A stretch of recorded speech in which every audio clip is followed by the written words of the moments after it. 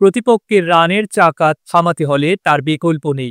বাংলাদেশি দলের death over বিশেষজ্ঞ হিসেবে স্বীকৃত মোস্তাফিজুর রহমান। তবে আফগানিস্তানের বিপক্ষে শুক্রবার ৩ অক্টোবর সিরিজ জয়ের ম্যাচে ডেথ ওভারে খুব একটা সুবিধা করতে পারেননি তিনি। ১৮ ও ২০তম ওভার মিলিয়ে দিয়েছেন ১৬ রান। ১৮তম ওভারে ৬ রান দিলেও শেষ ওভারে দেন ১০ রান। সব মিলিয়ে ৪ ওভার বোলিং করে উইকেট শূন্য থেকে দেন ৪০ রান। কিপটিমি খুব একটা দেখাতে না পারলেও এর মধ্যে ৭টি ডেলিভারি ছিল ডট। আর সেই ডট দিয়েই আন্তর্জাতিক টি-টোয়েন্টির এক দারুণ তালিকায় শীর্ষে উঠে গেছেন বাংলাদেশের এই বাঁহাতি পেসার। টি-টোয়েন্টি যেহেতু ৪ ছক্কার খেলা, সেখানে প্রতিটি ডট বল সোনার চেয়েও দামি। মোস্তাফিজ এখন আন্তর্জাতিক টি-টোয়েন্টিতে সবচেয়ে বেশি ডট বল আদায় করা বোলার। শুক্রবার ম্যাচ চলাকালীন তার ফেসবুক পেজে পোস্ট করে জানানো হয়, আন্তর্জাতিক টি-টোয়েন্টিতে সবচেয়ে বেশি ডট বল করার রেকর্ড এখন মোস্তাফিজুর রহমানের। তার ডট বলের সংখ্যা ১,১৪২। অর্থাৎ এ পর্যন্ত ১,১৪২টি ডট আদায় করেছেন মোস্তাফিজ, যা এই সংস্করণে সর্বোচ্চ। তালিকায় দ্বিতীয় নিউজিল্যান্ডের সাবেক পেসার টিম সাউদি, তৃতীয় বাংলাদেশের অলরাউন্ডার শাকিব আল হাসান, ৪ ইংল্যান্ডের লেগ স্পিনার আদিল রশিদ, ৫ আফগানিস্তানের অধিনায়ক রশিদ খান।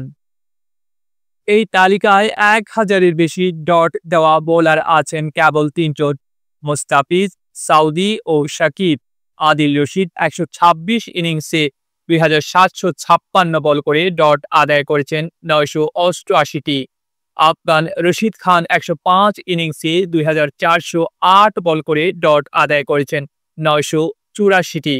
শীর্ষ ১০-এ বাংলাদেশের আর কোনো বোলার নেই, তবে ১১তম স্থানে আছেন তাসকিন আহমেদ। তিনি ৮১ ইনিংসে ১,৭৫৫ বল করে ডট আদায় করেছেন ৮৩৮টি, অর্থাৎ প্রায় অর্ধেক বলেই ব্যাটসম্যানকে আটকে রেখেছেন। ডট আদায় করা শীর্ষ ৫ বোলারের মধ্যে সবচেয়ে কম ছক্কা হজম করেছেন রশিদ খান, ৮২টি। এরপর আছেন মোস্তাফিজ ১০৪টি, শাকিব ১২০টি, সাউদি ১৪২টি ও আদিল রশিদ ১৮৪টি।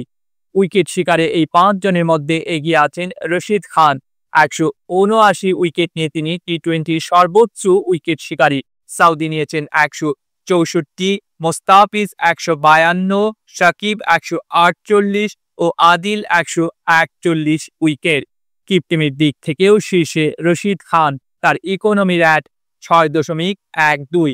এরপর শাকিব ৬.৮, মোস্তাফিজ ৭.৩২, আদিল ৭.৪৮ ও সাউদি ৮। অর্থাৎ উইকেট, ইকোনমি কিংবা ডট সব জায়গাতেই নাম আছে মোস্তাফিজের, কখনো কৃপণ, কখনো শিকারী। ডেস্ক রিপোর্ট, আধুনিক কাগজ।